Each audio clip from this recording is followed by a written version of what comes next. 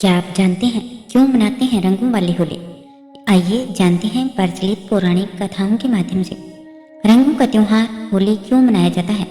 इसके पीछे एक नहीं बल्कि कई पौराणिक कथाएं छिपी हैं। जानिए हिरण्यकश्यप, कामदेव और श्री कृष्ण से जुड़ी होली की कहानी के बारे में। देश भर में होली का त्योहार धूमधाम से मनाया जाता है। 2 दिन का त्योहार होली फाल्गुन मास की पूर्णिमा से शुरू होता है। पहले दिन होलिका दहन किया जाता है और दूसरे दिन रंगों से होली खेली जाती है। बुराई पर अच्छाई की जीत का संदेश देता होली का त्योहार परायों को भी अपना बना देता है। इस दिन एक दूसरे को गले लगाकर होली की बधाइयाँ दी जाती है। बड़ों से लेकर बच्चों तक को रंग लगाया जाता है और साथ मिलकर पकवानों का लुत्फ लिया जाता है। होली के दौरान आमतौर पर होलिका दहन की कथा सुनी जाती है। लेकिन क्या आप जानते हैं कि रंगों वाली होली क्यों खेली जाती है? असल में होली से एक नहीं बल्कि कई पौराणिक कथाएं जुड़ी हुई हैं जो यह बताती है कि होली का त्योहार क्यों मनाया जाता है। आइए जानते हैं कि ब्रज की होली देश भर में मशहूर है। श्री कृष्ण ने राधा रानी संग खेली थी होली। नंद की नगरी में होली का त्योहार पूरे हर्षोल्लास से मनाया जाता है। पौराणिक कथाओं के अनुसार श्री कृष्ण और राधा रानी की अटखेलियों से हुई थी। होली खेलने की शुरुआत कथा के अनुसार श्री कृष्ण का रंग सांवला था और राधा रानी गोरी थी, जिस पर श्री कृष्ण माँ यशोदा से अक्सर शिकायत किया करते थे कि वे सांवले क्यों हैं। यशोदा मैया ने श्री कृष्ण जी को कहा कि तुम अपने जैसा रंग राधा के चेहरे पर लगा दो, जिससे दोनों एक जैसे दिखने लगे।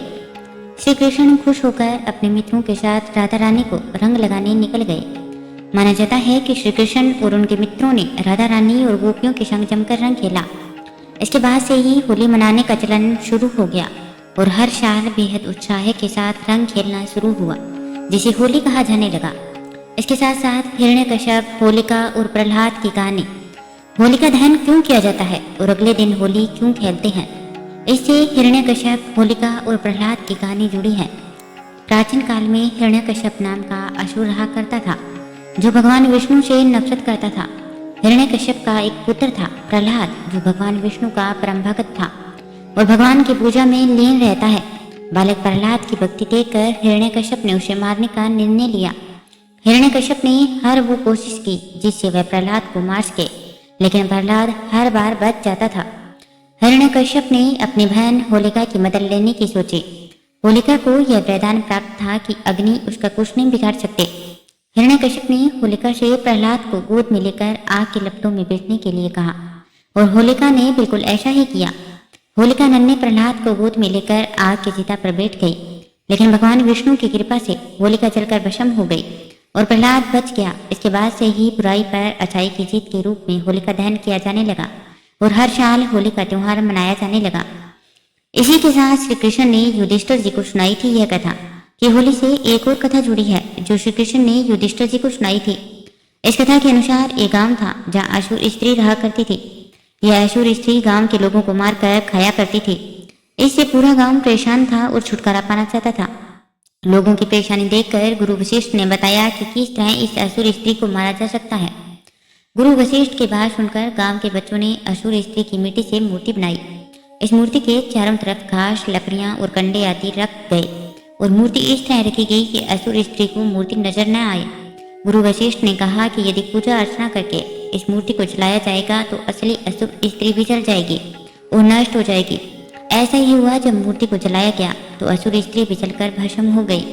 इस तरह गांव वालों ने होलिका दहन किया और खुशी से नाचकर होली मनाई, मिठाइयाँ बांटी और असुर स्त्री से छुटकारा पाया। इसी के साथ महादेव और कामदेव की कथा भी है, जो पौराणिक कथाओं के अनुसार माता पार्वती महादेव से विवाह करना चाहती थी, लेकिन महादेव मान नहीं रहे थे। माता पार्वती की इस समस्या को देखकर कामदेव ने मदद करने की सोची। महादेव अपनी तपस्या में लीन थे। जब कामदेव वहां आ पहुंचे, कामदेव ने भगवान शिव की तपस्या भंग करने के लिए उन पर पुष्प बाण चला दिए। महादेव ने क्रोध से अपनी आंखें खोली और कामदेव अग्नि से भस्म हो गए। इसके बाद महादेव की नजरें माता पार्वती पर पड़ी और वे विवाह के लिए मान गए। माना जाता है कि महादेव ने कामदेव को एक बार फिर से जीवित कर दिया था। इसके बाद से ही होली मनाई जाने लगी। इसी प्रकार अलग अलग तरीकों से हर बार एक पौराणिक कथा होली के साथ जुड़ी हुई है, लेकिन होली का त्योहार सभी धूमधाम से मनाते हैं। जो भी पौराणिक कथाएं होली के साथ जुड़ी हुई है उनके बारे में विस्तार से यहाँ बताया गया है। उम्मीद है कि अब आपको किसी प्रकार की होली से संबंधित कंफ्यूजन नहीं रहा होगा। अगर आपको यह जानकारी अच्छी लगी हो तो हमारे चैनल को लाइक करें, शेयर करें और चैनल को सब्सक्राइब करना ना भूलें, ताकि आने वाली वीडियो का नोटिफिकेशन सबसे पहले आप तक पहुंच सके। और आपको इससे पहले होली मनाने से संबंधित कितनी कथाओं के बारे में पता था, इसके बारे में हमें कमेंट बॉक्स में ज़रूर बताइएगा। बहुत बहुत धन्यवाद।